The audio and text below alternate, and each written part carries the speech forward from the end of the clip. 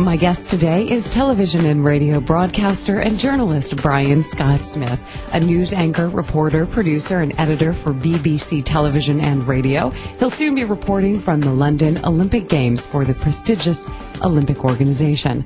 I'm Ann Marie Spatharikas from the Queen's Diamond Jubilee, the 200th anniversary of the birth of Dickens, and the 100th anniversary of the Titanic. It's all things British today in the studio. Brian, welcome. Thank you very much. It is all things British, isn't it? It's the British Invasion Mark II. I think that's what we should say today. You clearly are not from the United States. Not with this accent. Not with that accent. How did you come to the United States? It was a very interesting story. I've had a love affair with the United States for about 20 years, and I'm quite happy to admit I'm 41 years old before you ask. I can see you looking at me like, oh, how old is he? And so I've got a lot of friends in the US, and I'd always wanted to come and live and work here. And about 3 years ago, I had the opportunity, and here I am. So it was a long time in coming. I did a lot of work in the media industry in the UK. And now I'm doing, great work with, organisations like PBS and Rhode Island PBS in particular, and thoroughly enjoying myself. What were some of the things, or are some of the things that were maybe a little bit difficult to get used to, and what are some of the things that you really love about the United States? I suppose the obvious thing about moving to the US is that you guys drive on the wrong side of the road compared to the British, or I should say the other side. I had actually been coming to the US on and off for about 20 years, so actually the transfer, of driving wasn't such a big issue. Things that I love, there are huge amounts of things I love about this country. I think one of the things is the people, basically. I mean, there is such a rich diversity of cultures, of people. And, from here in the northeast down to the south, each of the coasts through the middle of the country. That's what I love, is exploring, my new home as I see it. And it is my home. And, because I had this discussion with my parents. I remember one day saying, I'm going back home to the United States. And I remember my mother in particular saying to me, your home's here in England. As I then pointed out, well, home is where you live. And I wasn't actually living any longer in the UK. And I love, obviously, the United Kingdom and always will. It is my birthplace. But my home is here. And it's just great, and I think it's the size of the country as well. It is so vast. I don't think you realise until you move here, having come from such a small country as the United Kingdom, that, I think you can fit the United Kingdom into, this country something like about 100 times. I mean, the US is so vast. And we have no appreciation of that in the United Kingdom until you come here, you start living here, you start working. So, that's what I enjoy is, finding out about, my new home and the people. And, we all watch television. We get television programs, obviously, in the UK about the United Kingdom. But, of course, it's just on, the big places like, New York and Chicago and Los Angeles, which are all fabulous places to explore. But you don't get a real sense of the real America. The Northeast, the New England states, how beautiful they are, how diverse they are as well. And that's what I like. It is that diversity. And also the New England states really, to me, is my American version of England, because even some of the architecture to the countryside, to the place names, of course, which were all stolen, from the United Kingdom. That's what I love. And it's really fascinating. You wake up every day thinking, wow, I'm in this great country with great people. And I've still got so much more to explore. You make your home now in New England. You live in Connecticut. I do indeed. Where was the first place you came when you came to the United States? I'm afraid I have to admit to having lived in New York City when I first came here, and I thoroughly enjoyed it, and I would go back again. I don't know if I would want to live in New York City again. I mean, I live down in Battery Park City, which is in the lower end of Manhattan. It's a little bit quieter, not far from Ground Zero, actually. So, I mean, it's a very interesting place.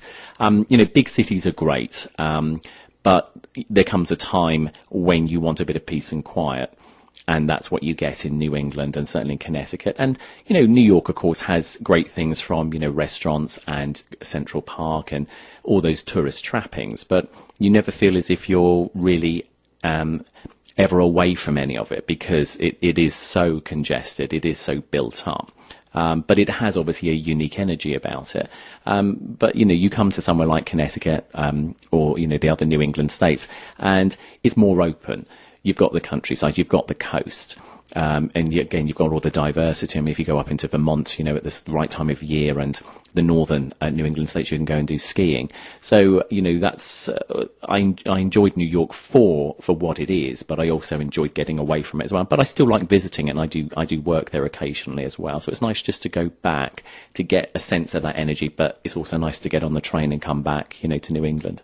You were the one who told me about how much is happening this year in England. It really is Great Britain this year, Great Britain against the world, because, of course, we've got the Olympics, which is a huge, huge deal for us. We've not held the Olympics since, I think, about 1948, after the Second World War. So I think London is the only city to have held it 3 times in the entire Olympic history. So this will be our 3rd time in hosting a Summer Olympics. We've never held a Winter Olympics, so it's the Summer Olympics that we're holding for the 3rd time.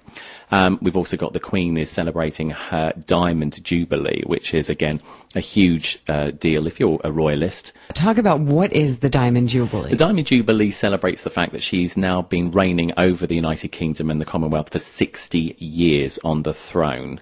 So, and she's now the 2nd longest reigning British monarch after Queen Victoria. Queen Elizabeth II has now only got about 3.5 years to go. If she can hold on for another 3.5 years, she will actually be the longest reigning monarch, and I think there's every possibility that she will do that. It's a good reason for the country to celebrate as well. It is a monumental thing in the British calendar. It's a monumental thing for the royal family.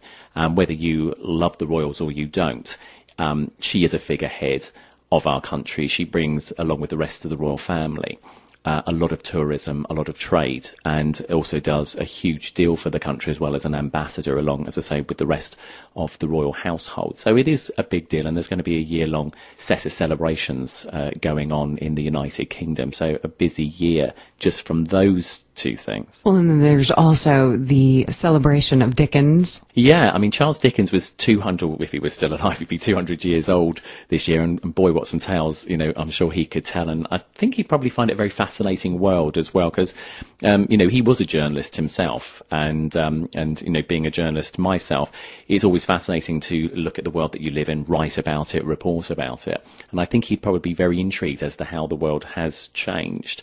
And also, of course, all of his stories were very much about the coming of age.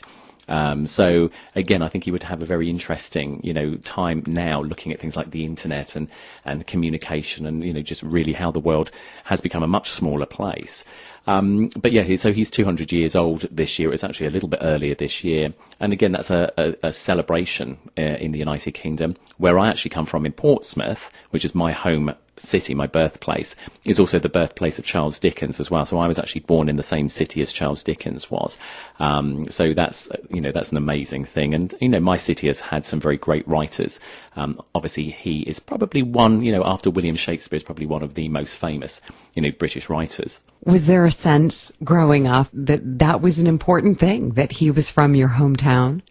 Not really. The British are not very good at celebrating things like that. I think other cultures are much better. I mean, when you come to celebrations, and I don't mean to knock, British people, but I think the Irish and the Welsh and the Scottish are much better than the English at celebrating things.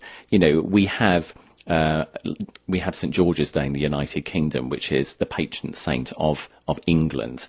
And we don't even celebrate it anywhere near like, the Irish do with St. Patrick's Day, which is just such a great celebration. So, yeah, the English are a little bit restrained when it comes to those sorts of celebrations. So, yeah, living in the city, you never really got a sense of its famous people that had come from the city. But obviously as these huge landmarks in time have come up, they are celebrating them. But yeah, I think we need to do better when it comes to things like that, because you certainly don't get a sense in Portsmouth that it has all these famous writers from the past. I think in order to commemorate that, PBS is doing some special programming. Are you involved at all? I'm not involved in any of the Dickens programming, unfortunately. I think I probably came into that a little bit too late. Had I known about it, and had they known about me, who knows? I might have been involved in that. But yeah, I mean, PBS, obviously, it's a great organisation. I love PBS. I mean, to me, it is the American version of the BBC, and long may it live, sort of thing. Which is why I enjoy working for PBS as well, because, they've got some great shows on. I mean, Downton Abbey is become one of the most celebrated PBS shows. It is incredibly popular. I believe it's on at the moment, and they're filming a third season in the United Kingdom. So, that's quite nice. And I think the good thing about that show as well is it's got some good crossover American stars in there as well. So, of course, that always helps. I mean, even though people like to see these period British dramas, if you get some good quality American actors in there as well, which is all part of the storyline, they're playing proper American characters as well. It just adds to that sort of cross-Atlantic sort of interest and feel for that sort of show. I know it's a period piece, but it really shows the class differences of the time. Do you feel as though some of that still exists? Oh, most definitely. I mean, you do have the class system in the United Kingdom. I think it's becoming less evident, but it depends obviously on where you live in the country. Just as, here in the US, I mean, it's, you can live in certain parts here in the Northeast and see a very, very big class difference. And I think the same applies really in the United Kingdom, as you do have your very, very wealthy, and you do have your very poor. I mean, the United Kingdom is no different than any other country in the world. It has its problems, economically, with budgets. The whole world is still trying to get out of, this mess of a few years ago. And certainly, the whole class system does still exist in the United Kingdom. And certainly where I used to live, the southeast of the country was probably, and that's just, London would be included in the southeast. That's probably the very, what I would call uber rich part of the United Kingdom. So I didn't actually quite live in the uber rich part of it, but I was, where I lived wasn't far. And yeah, you can see that sort of level of class distinction from the cars that people drive to the homes. I mean, some of the stately manors and the mansions are just amazing. The things that you see in Downton Abbey do really exist still in the United Kingdom. Going back to the Olympics, several years ago when the Olympics were held in Greece, the infrastructure was not in place to handle the masses of people who were coming in, from housing of the Olympic athletes to hotels being up to certain standards, and even roads, the roads and subway systems. London, obviously, is a large city. Is the infrastructure in place right now, or was there a lot that needed to be done? There was a certain amount of new infrastructure that had to be built because, when you hold events of this nature, you have to have facilities which are modern, are up to to use an American vernacular, are up to code. So, they have to meet, the international standards, like, a swimming pool has to be a certain length, otherwise it cannot be used in an Olympic game. So, you have to make sure those facilities are in place. It does have one of the largest subway systems in the world, called the London Underground. They've had to do some extension work to that as well. The interesting thing, I think, for London, as I said, it's the third time that will have held the Games. But obviously, every time the Games have got bigger and bigger. A lot of people will be coming to London. There are a lot of hotels there, but they have done a lot of construction work. But London is already a very highly congested and busy city, so it is going to be very interesting as to how they manage to move all of these people, all of this extra traffic around the capital.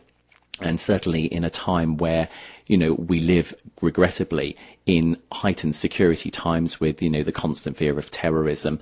The UK has seen, through the years, plenty of terrorism right back to the times of the IRA when they were very busy in the United Kingdom. So, security is going to be very tight. Which again is going to cause things to be slowed down, the amount of traffic and people. So it is going to be a very testing time for the United Kingdom, for the security services, but more importantly for the people who live in London. I think a lot of people are deciding if they're not going to visit the Games, they're going to go on vacation, which, probably isn't a bad thing because you can watch it on television, have the best seat in the house. You have reported on Olympic Games in the past. I have. Are you excited about reporting on the Olympics? I am. I mean, I did the Vancouver 2010 Winter Games, which Winter Games are, about half the size of a Summer Games. They're still a huge thing to cover. In Vancouver and obviously Canada are just, they're great places. I'm excited because obviously it's my home country. It is, as I say, the third time that we've now held it, so it's a bit of a record for any one city as well to hold Olympics. And it's the whole prestige of the Olympics as well, but also remembering that it is a costly event. It does cost a huge amount of money. We're talking, the equivalent of billions of dollars has to go into, creating that infrastructure that we were talking about shortly. And it will bring in a lot of money to the economy as well. So, there's fors and against about having the Olympics there. The one thing that is always a big concern about having such large events is the infrastructure that is built, is whether or not it is utilised afterwards. And that has become sort of a bit of a down point for the Olympics. I mean, Athens, that we were talking about earlier, built phenomenally beautiful, brand new facilities. Lots of that now, are not being used. Well, it's interesting that you say that because there are, I think, the two sides of it. When I was in Athens, there were unbelievable stadiums that where my kids went to school was right next door. And so I would go and walk through these amazing facilities that really were not being used anymore. On the other side of that, as you got out further from downtown, were where they had built the Olympic villages, where they house all of these athletes.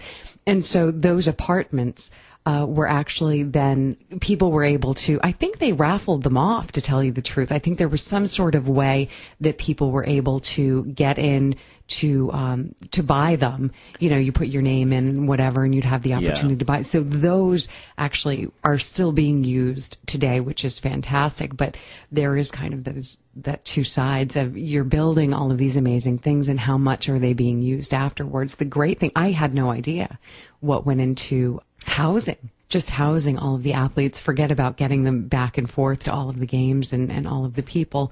But it's really kind of interesting that infrastructure has to be built, and even in terms of the housing, and can that be used afterwards? I mean, I was talking to a friend only recently, and we were talking about the Beijing Summer Olympics in China, and I don't know if you recall from the pictures that were transmitted around the world, they had the beautiful, they called it the Bird Nest Stadium, which was a phenomenal piece of civil engineering. But already it's not being utilised anywhere near as much as it was. So, if a country like China that can pour huge amounts of money into these sorts of developments is not then going to, to use it, it does bring about the questions as to, the true validity of having the Olympics. Yes, it is, as I say, it is a very prestigious thing to have, but I think you have to work hard afterwards to be able to, say to the tax-paying public of that country, we're not going to let this go to waste, because it was actually your tax money that went towards, helping to pay for it. And, people in these times want to know that that is going to be the case, that these things are not going to be wasted, that either they are going to have access to it or they will, continue to be used and not left to fall into disrepair. So it will be interesting. What was your favorite memory from reporting on the Olympics? Did you have one moment that stands out as that was just an incredible moment? I suppose there was, it was actually the opening ceremony. I wasn't actually present at the stadium itself. I mean, the interesting thing about the Vancouver Winter Olympics, it was the first Winter Olympics to actually light its Olympic torch inside a stadium that had a roof. So it wasn't an open air stadium. So there was all the concerns about, all of this hot air gas, and flames inside this enclosed building sort of thing. And it went off very, very well. And they had this very interesting, armature, sort of like device. It came up, I think, in 4 sections. Unfortunately, one of the sections didn't quite make it, which at the closing ceremony, they made a big joke out of it because they got some bad press, the fact that, there's this massive, great big world event and part of their Olympic torch didn't actually activate properly. So the Canadians, true to having a great sense of humour, just made a very, very big deal at the end of it. They made sure it worked. But that was amusing. But it was standing actually in the rain because the weather was incredibly mild. I mean, they kept losing the snow all the time. So the weather was very, very mild for a Winter Olympics. But I was in downtown Vancouver, stood with thousands and thousands of people, Canadians, other cultures. We were watching on a big screen, and I was down there with my cameraman, and we were there to basically get reaction after and during the opening ceremony. And I remember the rain beating down because it wasn't overly hard, but it was, it was coming down, so we were all getting wet, but nobody cared because we were all looking up at these big screens and watching this amazing event unfold. And I remember feeling, the hairs go up on the back of my neck. Even though it wasn't my country, I was still, standing proudly with all these incredibly proud Canadians. At that moment in time, the centre of attention was on them, and they were the world for that moment as they opened up, the 2010 Vancouver Winter Games, and that was very, very special. Was there anything that went horribly wrong? Nothing. No, I don't think anything went wrong. They had a few. They did have a few riots, and when I say riots, I mean, it sounds dramatic. They did have, all games or any large event, will bring about people who are anti that, and they have sometimes good reason as to why they're not happy about things happening. And I think the anti-feeling was about housing for the homeless and all this sort of thing. So it was a very valid reason why these people. There were a few scuffles in the streets, and that was a little bit worrying because we were all dressed in our Olympic uniforms because we had to wear them whenever we were on duty. And I remember walking down a road on one occasion and probably about 20 riot police running past me with riot shields and the full riot gear on. They were chasing after some people who'd caused some problems. And when I stopped somebody to ask me, I went, oh yeah, they're anti-Olympic people. And I'm thinking, I'm dressed in Olympic logoed outfit here. Should I go and duck into a shop somewhere and stay there for a while? So, I wasn't fearful, but it was an interesting time. Let's put it that way. My guest today is television and radio broadcaster and journalist Brian Scott Smith, a news anchor, reporter, producer, and editor for BBC Television and Radio. He'll soon be reporting from the London Olympic Games. We'll be back in just a moment with Brian Scott Smith. I'm Ann Marie Spatharikas. Thank you for joining us today in the studio. Welcome back. My guest today is journalist, producer, and host Brian Scott Smith. Brian, welcome. Thank you very much. There's so many different, as we've already touched on, so many things happening this year in particular. It also, very sadly, is the anniversary of the Titanic. Yeah, it's the 100th anniversary of the sinking of the Titanic. It's one of those things, isn't it, that just doesn't go away. It's a little bit like, Marilyn Monroe or it's like Princess Diana. It's one of those stories that's never going to disappear because we're just so fascinated with it.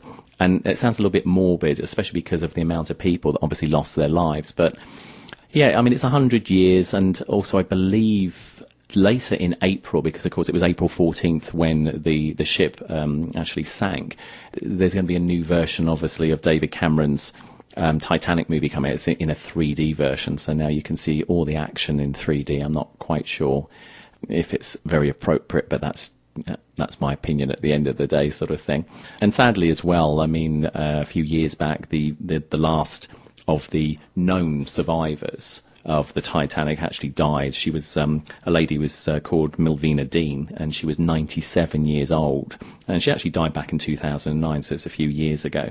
But she was a baby at the time, and she was so her recollection of the event is only through historical records. She was far too young to have known anything, but she was wrapped up and apparently in sort of like a sack and lowered into a life raft when the ship, began to sink. And the irony is that she actually lived and died in Southampton, which of course is where the ship originally left from, and of course which is where her parents were attempting to leave from to start a new life in New York. Did her parents survive? I don't believe they did.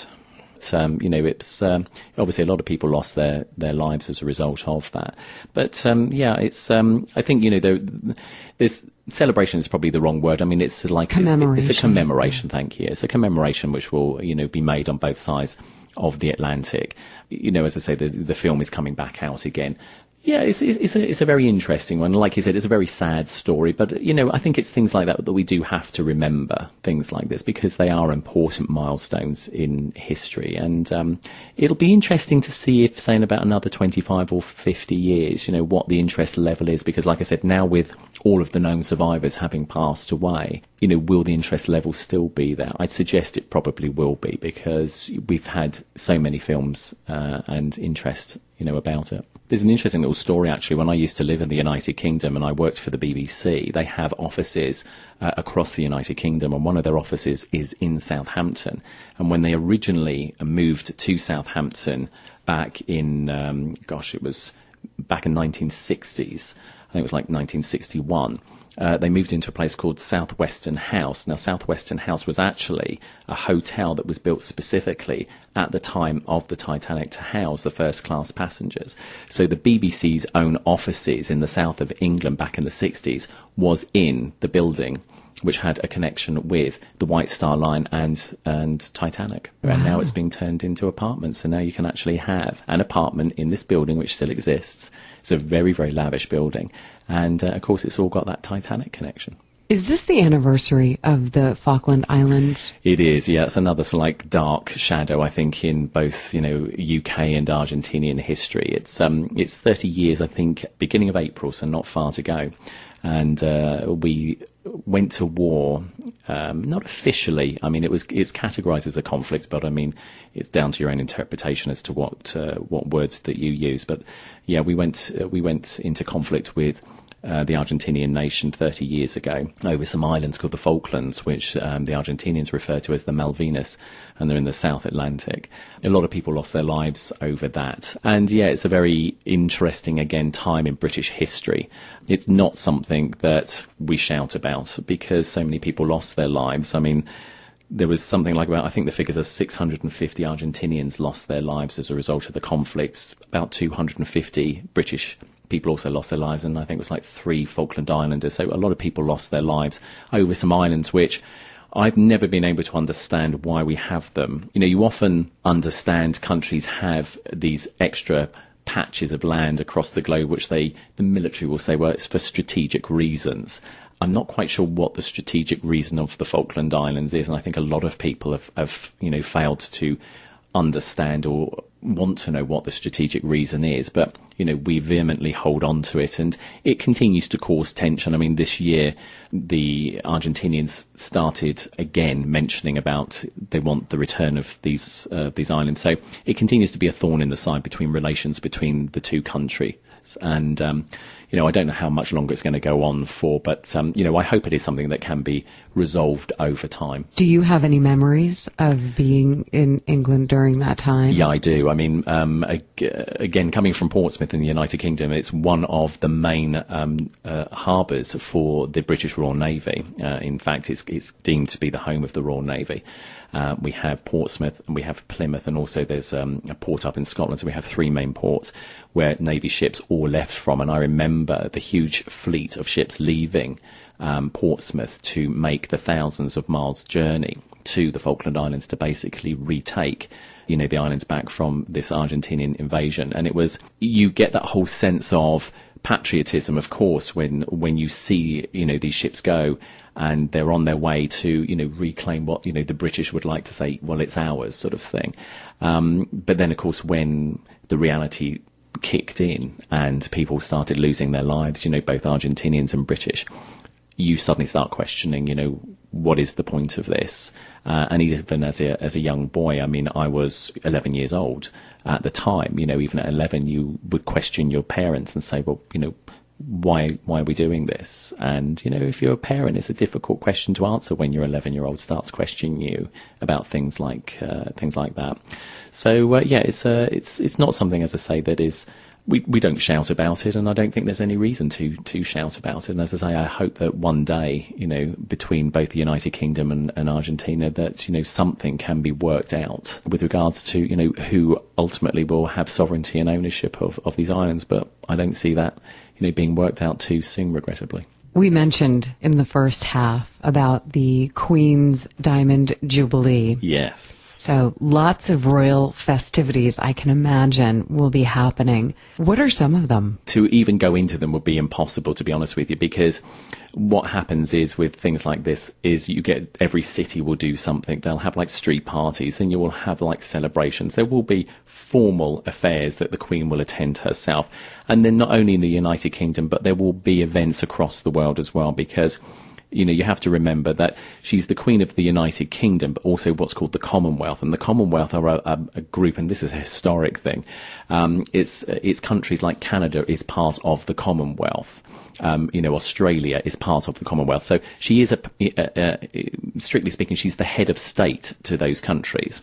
Again, doesn't actually have any power over those countries because it is a historic thing. So there will be events in countries outside the United Kingdom as well. And as I say, it will be a variety of things. The dignitaries from around the world will come probably to the United Kingdom, and there will be various celebrations throughout the year. And all of the royal family will get involved in those. How do you see her popularity right now? It seems as though it's pretty high, especially with Kate and William being married. I know there was a very difficult time, especially around the time that Princess Diana was killed. Yeah, it's like anything. It's whether you're royalty or you're the President of the United States, your popularity goes up and down dependent on events that are happening at the time. And like you just mentioned, sadly, when Diana was killed, the royal family thought they were dealing with it in the way that they thought best. The public thought differently. And the Queen's popularity Do you think the public specifically in England? Well, I think probably around the world. Because, of course, Diana was so popular. I mean, here in the United States, she was just as popular as she was in the United Kingdom and certainly elsewhere around the world. So, they really underestimated, I think, the popularity of Princess Diana and therefore in their dealings with it, slightly fell foul of the British public and, as I say, public around the world. And, they struggled to get that back. But I think, they did overcome it. I don't think there was any malice intended. It was sort of like a British stoicism, and a royal stoicism that it was a private affair, but, it wasn't, because she was the public's princess and, the public wanted to be part of that time of great upheaval and sadness. And so, her popularity has gone up and down. I mean, Australia, we love the Australians very dearly, but they're always questioning whether or not they want to, drop out of the Commonwealth and therefore, do away with the Queen. And I don't mean, obviously, in a nasty way. I hope they don't want to do away with it in a nasty way. But if that's another type of popularity, is whether or not, she continues to be the head of state for some Commonwealth countries. But, she's doing very well for a lady who's, 87, I believe, this year. She does an incredible amount of work for the country. I mean, she has a very, very busy diary. I think people get the idea that, yeah, of course they've got a lot of money. I mean, that goes without question. But I think they feel that, royalty just sits on their backsides all day and doesn't really do a lot. But, the fact is, she has a very busy diary. She does a lot of functions at, Buckingham Palace or the other palaces around the United Kingdom. So do the other members of the royal family. And obviously the younger members, like Kate and William and Harry, are all very, very busy members of the royal household, helping to create and uphold the image of Great Britain. After the death of Diana, the two boys were not seen in any tabloids. That obviously had a lot to do with the way Diana died, and so that's why the press became, I think, in a lot of ways, a lot more respectful and kept that distance from them. I believe there was an element of that, but there was also a request by the royal household as well, because you have to remember that William and Harry were very, very young. William was only 15 when Diana passed away. Harry was only 12, so they were both very, very young men.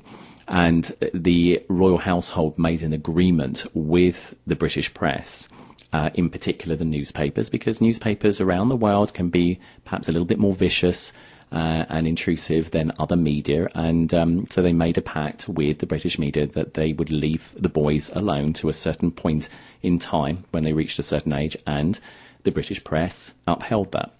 So, that was nice to see the British press, hold up their end of the bargain. So, there was a bit of negotiation going on. But I think that had to happen because, they were already under so much public and press scrutiny that, the fact that they would manage to deal with it at such a young age is admirable. If they'd then been hounded, I mean, who knows what would have happened to both of them. So, the fact that they were allowed, to all intents and purposes, to then grow up, I think was, a great decision, and, one that I'm very proud as a journalist to say that, the media industry did, hold up their end of the bargain and just left them alone for that period of time. They are all grown up now, and what a spectacular event the wedding of Kate and William was. What was that like for you, somebody from Great Britain? I was obviously very proud. The wedding was amazing. I was totally floored by how popular they were here in the US. I mean, I knew that, Diana had been popular around the world, but I was absolutely, awestruck from the media attention to people's interests. Obviously hearing my British accent when I was out and about, either doing shopping or whatever. People would, before the wedding would ask me questions. And I was just really, really fascinated that there was this huge amount of interest. And of course, they are great role models. And today I think it's so important for, whatever age you are to have these role models available to you. And I think both of them are extremely good role models. So is Harry as well. I mean, we mustn't forget that, Harry is part of that new young generation of royals, which I think is really reinvigorating, the royal family. And is, creating that new image and a slightly more down to earth, image as well. I mean, the wedding was actually, although very lavish, was by royal standards quite a low-key affair. Interestingly, they got married in Westminster Abbey, which Charles and Diana didn't. They got married at St Paul's. One of the last royals to actually get married there was the Queen herself. You do a lot of reporting. Mm-hmm. You've been at the NASDAQ recently. Talk about that, and how can people follow you? Because you report on such a wide variety of subjects, like, you're on Wall Street, you're at the Olympics. How can people follow you? Well, I've got a website, which is www.brianscottsmith.com, and you can find information out there. I'm also on Twitter and Facebook, so if you go searching, I'm sure you'll find me somewhere in the Twitterverse or the Facebook universe as well, sort of thing. I think the reason I do it is, in this world of media, it has now become so fragmented, and you have to be able to be diverse in what it is you do. And also, as I get older, I find that I like doing different things. It's more interesting. I suppose there's that saying, I don't know if it is an American saying, but I'm sure you'll understand it. Jack of all trades, master of none. I'm not saying that I'm not capable of doing something or one thing, but, I quite like the ability to reach out and do different things, because it piques my interest levels. And also, we're all learning at the end of the day. We continue to learn until the day, we fall off this mortal coil, as it were. So, I want to continue to learn things, be it about my, my new home country of the United States, or, just about subjects in particular. And, it makes for interesting dinner conversations as well. Talk about some of the projects that you've worked on for PBS. The projects were mainly sort of like local programming and to do with antiques. Not that I'm an antiques expert, but I'm fast becoming a bit of an expert. I know what to look for now.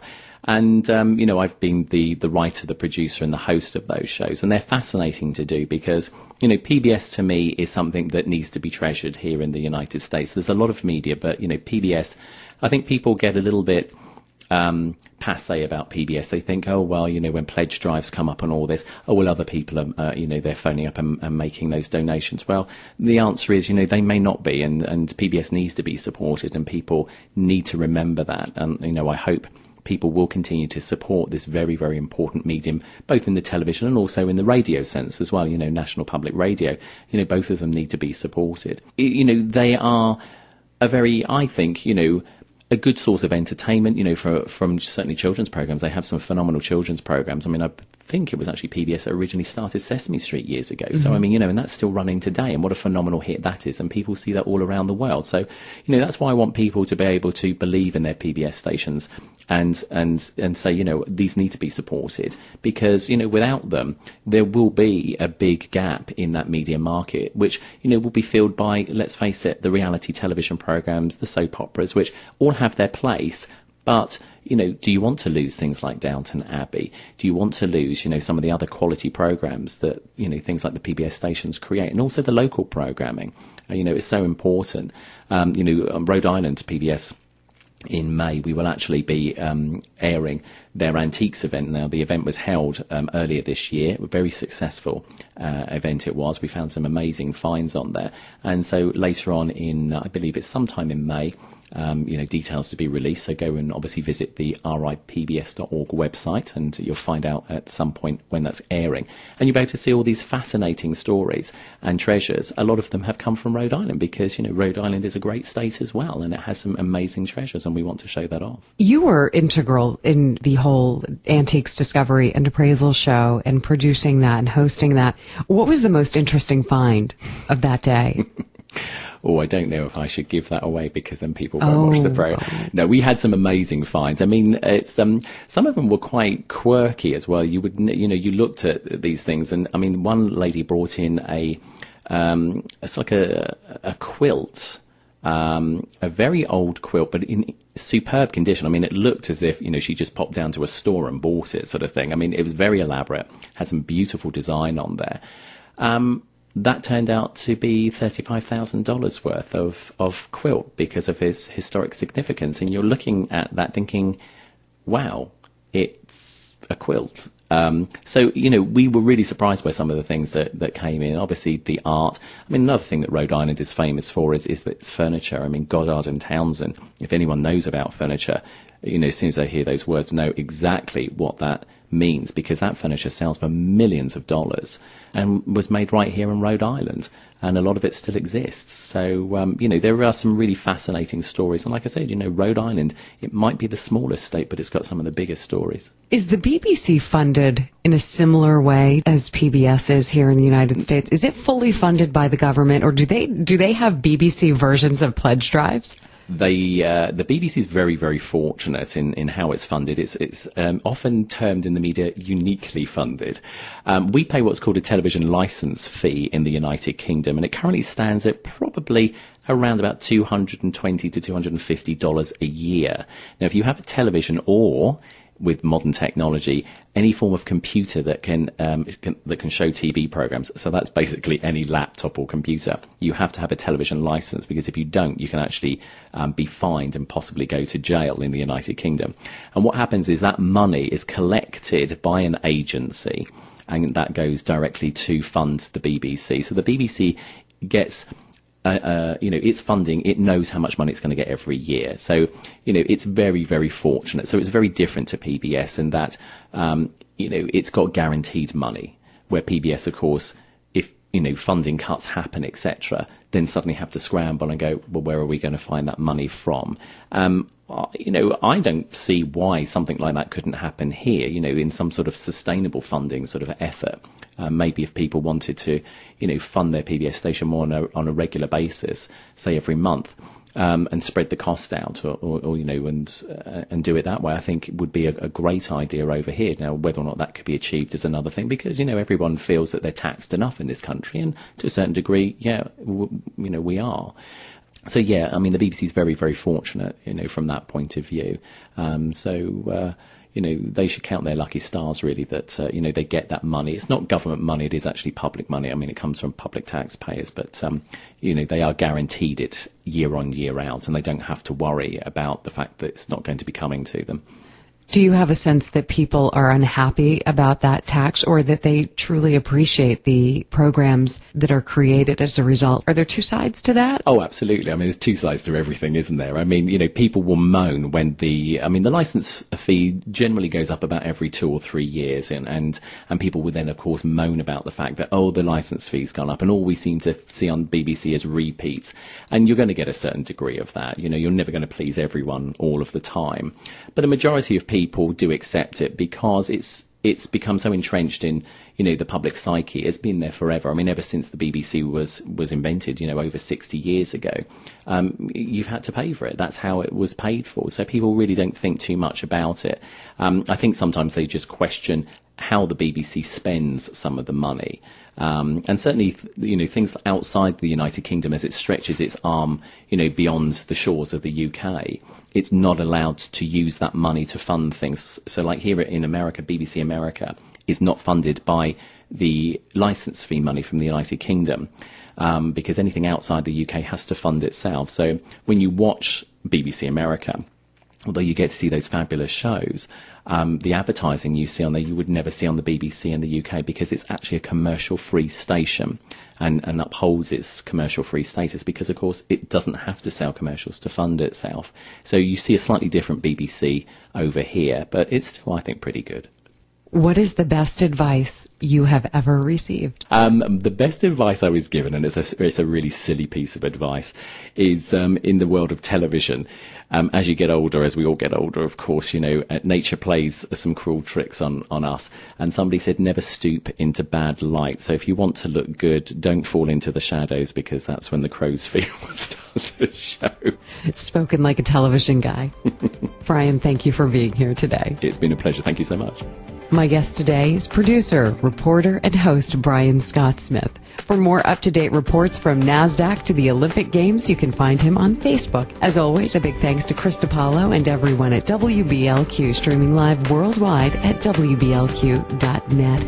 A big thank you also and especially to Steve Conti here at DePonte Studio B, and of course, our board operator, Lauren Kleinkopf. These conversations are available on the Ann Spath Productions Facebook page, where you can like, share, and even download and bring them with you. I'm Ann Marie Spatharikas. Thank you for joining us today in the studio.